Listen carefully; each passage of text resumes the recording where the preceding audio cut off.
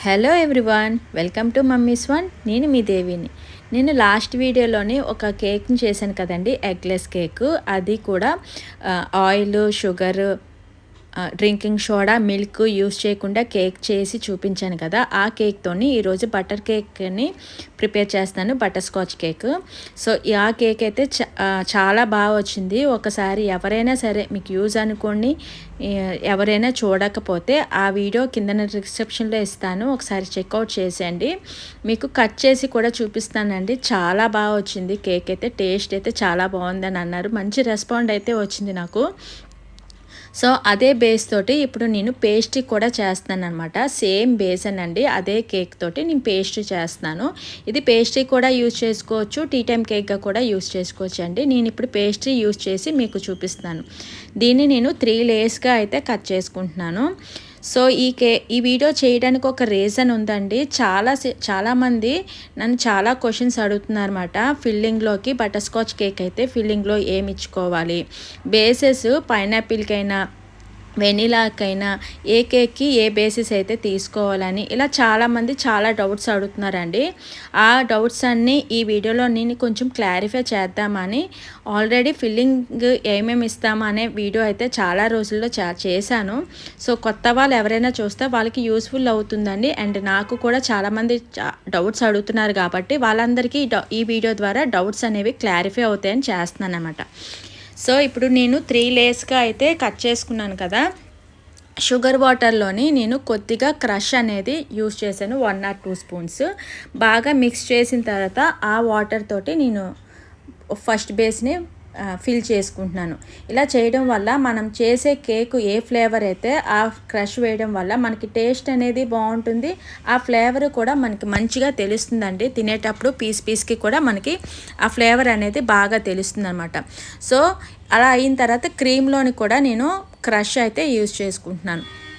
అలా crush use చేయడం వల్ల ఆ టేస్ట్ ఇంకా ఎలిగెంట్గా కనిపిస్తుంది అన్నమాట. నేనైతే బటర్ స్కాచ్ చేస్తున్నాను కదా, ఇదే ప్లేస్లోని మీరు పైనాపిల్ చేసుకోవచ్చు, వెనీలా చేసుకోవచ్చు, స్ట్రాబెర్రీ చేయొచ్చు, ఏదైనా చేయొచ్చు అండి. బట్ ఫిల్లింగ్కి వచ్చేసరికి మారుతాయండి. మీరు పైనాపిల్ చేసుకోవాలి అనుకుంటే పైనాపిల్ క్రష్ వాడతారు, అదే బటర్ స్కాచ్ చేయాలంటే బటర్ స్కాచ్, వెనీలా చేయాలంటే వెనీలా ఫ్లేవర్ వేస్తారు. వెనీలా కంటే మనం ఏం లేదండి, వైట్ కాంపౌండ్ ఉంటుంది కదా, దాన్నైనా వేసుకోవచ్చు, లేదంటే వైట్ గనాచ్ అయినా వేసుకోవచ్చు. లేదు ఈ రెండు లేవు అంటే మిల్క్ మేడ్ ఉంటుంది కదా, దాన్ని ఫిల్లింగ్కైనా యూస్ చేసుకోవచ్చు అనమాట. బేస్ అయితే సేమ్ ఒకటేనండి. మనం బేసెస్ అయితే ఏది మారదనమాట. వెనీలా బేసెసే తీసుకుంటాము. మనం ఫిల్లింగ్కి వచ్చేసరికి మనం ఏ ఫ్లేవర్ చేసుకోవాలి అనుకుంటున్నామో ఆ ఫ్లేవర్ అయితే మారుతుందనమాట. సో నాకు తెలిసి మీకు అర్థమైందని అనుకుంటున్నాను. ఒకవేళ అర్థం అవ్వకపోతే మీరు ఖచ్చితంగా నాకు అడగండి, కామెంట్ సెక్షన్లో నాకు అడగండి, నేను వెంటనే రిప్లై ఇస్తాను. మీ డౌట్స్ ఏవైనా సరే, ఎన్ని డౌట్స్ అయినా సరే నేను క్లారిఫై చేస్తానండి. సో మీకు ఏదైనా డౌట్స్ ఉంటే నాకు కామెంట్ సెక్షన్లో అడగండి, నేను వెంటనే రిప్లై ఇస్తాను. సో ఇలా అయిపోయిన తర్వాత 3 లేయర్స్ సేమ్ టు సేమ్ ఇలాగే నేను ఫిల్లింగ్ చేసుకున్నాను. చాకో చిప్స్ వేసి, లేదంటే బటర్ స్కాచ్ నట్స్ వేసుకొని. ఆ తర్వాత కేక్ మొత్తం ఫిల్లింగ్ అయిపోయిన తర్వాత క్రమ్ కోట్ అనేది చాలా ఇంపార్టెంట్ అండి. క్రమ్ కోట్ చేసుకుంటున్నాను అనమాట. చాలామంది క్రమ్ కోట్ ఎందుకు చేయాలి అక్క అని కూడా అడుగుతున్నారు. క్రమ్ కోట్ చెయ్యకపోతే ఆ కేక్ క్రమ్స్ అనేవి మనకి కేక్ ఫినిషింగ్ చేసేటప్పుడు అంటుకుంటాయి అనమాట. క్రీమ్లో మిక్స్ అయిపోయి ఫినిషింగ్ అనేది నీట్గా రాదు. సో అందుకనే క్రమ్ కోట్ చేసి ఒక 1/2 అవర్ అయినా సరే ఫ్రిడ్జ్లో అయితే పెట్టుకుంటే మనం వేసిన షుగర్ వాటర్ వల్ల కేక్ అనేది మంచిగా సెట్ అయిపోతుంది. సో ఆ తర్వాత మనం క్రీమ్ తోటి ఫినిషింగ్ అనేది ఇస్తే చాలా స్మూత్గా నీట్గా ఫినిషింగ్ అనేది వస్తుంది. సో ఇప్పుడు మీకు టైం ఉంటే ఫ్రిడ్జ్లో పెట్టుకోండి, లేదు అంటే at a time crumb coat చేసిన వెంటనే మనం ప్యాలెట్ నైఫ్తోనైనా లేకపోతే పైపింగ్ బ్యాగ్లో క్రీమ్ వేసుకొని మనం అలా కూడా ఫినిషింగ్ చేసుకోవచ్చు. సో అదొక డౌట్స్. తర్వాత ఇంకో డౌట్ ఏంటంటే, నాకు ప్యాలెట్ నైఫ్ తోటి క్రీమ్ అనేది అప్లై చేస్తుంటే ఎక్కువ తక్కువ వస్తుందాక ఏం చేయాలి అని అడిగారు ఒక సిస్టరు. సో అలా వచ్చేటప్పుడు అండి, మీకు ప్యాలెట్ నైఫ్తో అడ్జస్ట్ చేసుకోవడం రాకపోతే పైపింగ్ బ్యాగ్లో క్రీమ్ అనేది అప్లై చేసుకొని మనం స్క్రాపర్తో ఒకసారి ఫినిష్ చేసిన తర్వాత స్క్రాపర్తో ఎక్స్ట్రా క్రీమ్ మొత్తం తీసుకొని స్క్రాప్ చేసుకోండి. అప్పుడు నీట్ ఫినిషింగ్ వస్తుంది. కేక్ చుట్టూ కూడా ఈవెన్గా క్రీమ్ అనేది అప్లై అవుతుందన్నమాట. సో మీకు ఏది ఈజీగా ఉన్నది అంటే అలా చేసుకోండి. ఖచ్చితంగా ప్యాలెట్ నైఫే యూస్ చేయండి అని చెప్పలేను, అలాగని పైపింగ్ బ్యాగ్లో యూస్ చేయండి అని చెప్పలేను. మీకు ఏది ఈజీగా ఉంటుంది, ఏదైతే కొంచెం నీట్గా వస్తుంది అనుకుంటే దాంతో అయితే మీరు అలవాటు చేసుకోవడం నేర్చుకోండి. ఆ తర్వాత నేను ప్యాలెట్ నైఫ్తోనే స్క్రోలర్ డిజైన్ అనేది ఇచ్చేసాను. నాకు ఈ కేక్తో పాటు ఒక చాక్లెట్ కేక్ కూడా వచ్చింది. సో కస్టమర్ ఈ కేక్ని నాకు చాలా సింపుల్గా డిజైన్ చేసి ఇమ్మన్నారన్నమాట. సో బిగినర్స్కి ఏదైనా సింపుల్ డిజైన్ అయితే చేసి చూపిద్దామని ఈ కేక్ని అయితే నేను రెడీ చేస్తున్నాను. ప్యాలెట్ నైఫ్ టిప్పుతోటైతే పైన కేక్ టాప్లోని స్క్రోలర్ డిజైన్ అయితే ఇచ్చేసాను కదా. సో డిజైన్ ఇచ్చేసిన తర్వాత అంచులకి బ్లాక్ కలర్ చాక్లెట్ గనాచ్ తోటి ట్రిప్పింగ్స్ అయితే ఇచ్చేసానండి. ఇవి చాలా సింపుల్ అండి. గనాచ్ చేసుకోవడం వచ్చేసిన వాళ్ళు ఇలా ట్రిప్పింగ్స్ ఇచ్చేసి N1 నోజిల్ తోటి చిన్న బార్డర్ అయితే ఇచ్చేసాను. ఈ కేక్ వచ్చేసరికి చిన్న బార్డర్ ఇచ్చేసి అదే నోజిల్ తోటి కింద బార్డర్ కూడా ఇచ్చేసాను. చాలామంది ఇప్పుడున్న వేరియేషన్లో కింద బార్డర్ అయితే ఇవ్వట్లేదు. ఇచ్చినా బాగుంటుంది, ఇవ్వకపోయినా బాగుంటుంది, అది పూర్తిగా మీ ఆప్షనల్ అనమాట. ఇస్తే కేక్ అనేది ఇంకొంచెం పెద్దదిగాను ఎలిగెంట్గాను కనిపిస్తుంది. ఆ తర్వాత కలర్ఫుల్ స్ప్రింకల్స్ జల్లేసి మధ్యలోకి హ్యాపీ యానివర్సరీ ట్యాగ్ ఒకటి పెట్టేసి 3 బటర్ఫ్లైస్ అనేది పెట్టేసాను అనమాట. సో ఈ కేక్ అయితే చాలా సింపుల్గా అయితే రెడీ చేసేసానండి.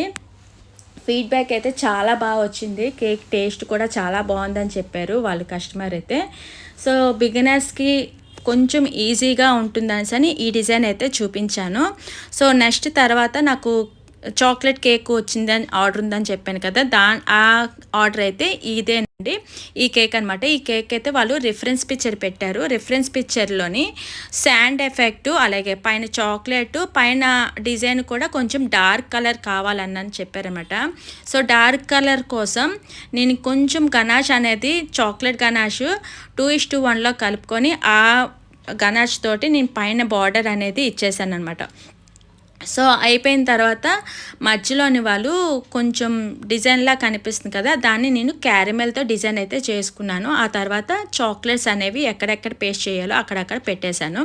ఇది పూర్తిగా కస్టమైజ్డ్ కేక్ అండి. వాళ్ళు అడిగినట్టే నేను చేశాను.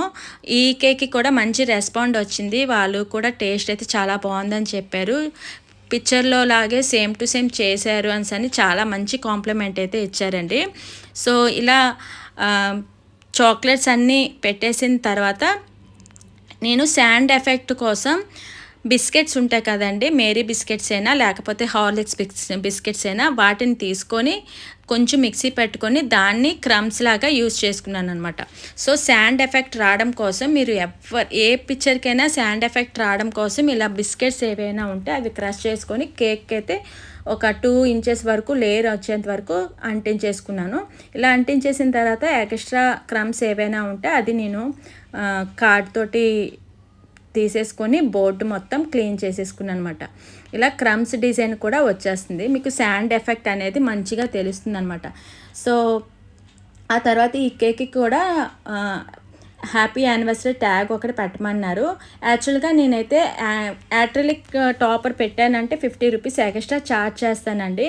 సో వాళ్ళు అదైతే వద్దని చెప్పారు. సో అందుకని ఇలాగా సింపుల్గా ఇచ్చేలాక ఇలా యాక్రిలిక్ పేపర్ ఉంటే ఆ టాపర్ తోటి అయితే ఇచ్చేసాను. సో ఇది ప్యాక్ చేసి ఇచ్చేసాను. చాలా బాగుందని చెప్పారు. పిక్చర్లో లాగే సేమ్ టు సేమ్ ఉందని చెప్పారనమాట. సో ఈ 2 కేక్స్కి కూడా నాకు మంచి రివ్యూ వచ్చాయండి. సో బిగినర్స్ ఎవరైనా సరే ఉంటే వాళ్ళకి కూడా ఈజీగా ఉంటుందని ఈ డిజైన్స్ అయితే చూపించాను. సో ఐ హోప్ ఈ వీడియో మీకు నచ్చింది, అలాగే మీకు యూజ్ అయింది అనుకుంటే ప్లీజ్ లైక్ చేయండి, షేర్ చేయండి, అలాగే సబ్స్క్రైబ్ చేసుకోవడం అస్సలు మర్చిపోకండి. నెక్స్ట్ వీడియోలో కలుద్దాం. అంతవరకు